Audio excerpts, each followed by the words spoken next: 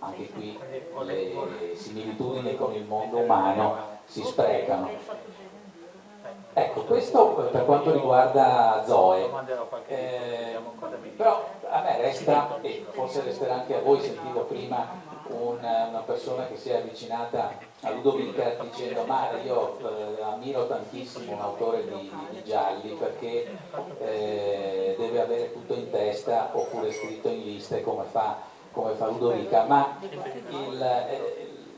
la domanda che mi sorge spontanea è questa: quando si pensa a un giallo, quando si vuole scrivere un giallo, si parte dalla fine e hai già in mente tutto il disegno, la trama, e hai già presente quindi l'assassino, quello che farà, e poi a ritroso costruisci la storia, oppure non è così? Insomma, qual è diciamo, il tuo modo di procedere scrivendo un giallo? Io non so se ci sia un manuale del corretto giallista.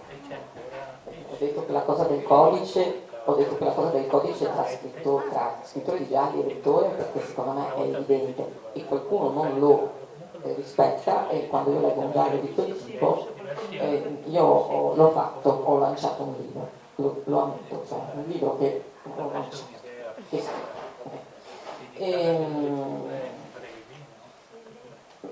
dico il mio modo è parto dal disvelamento, cioè se succede qualcosa deve essere possibile riuscire a svelarlo.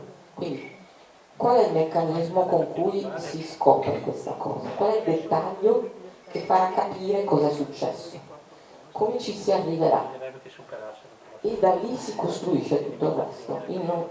Magari non so chi è l'assassino, ma so come viene scoperto. E allora dopo su questo devo costruire prima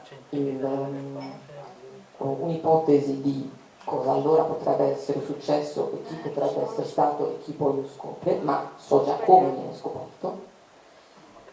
E poi a ritroso tutta la vicenda che ha portato lì, i motivi, eccetera, eccetera, e anche tutte le complicazioni per arrivare lì, perché non è che posso pilotare troppo la risposta, se no non è divertente.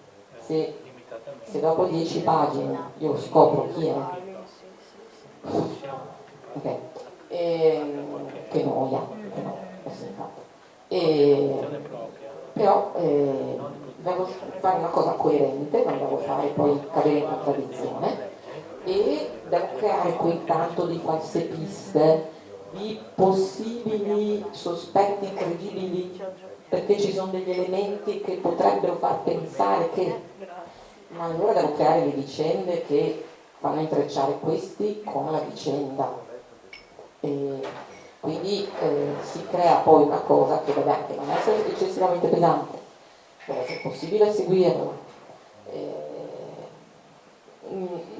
Poi uno sfronda, prima costruisce tutta una cosa, poi ne toglie un pezzo, poi lo dà da leggere all'editore e ne toglie un altro 25%, e alla fine ok, ci può stare, per questo ho tolto tanta roba, tanta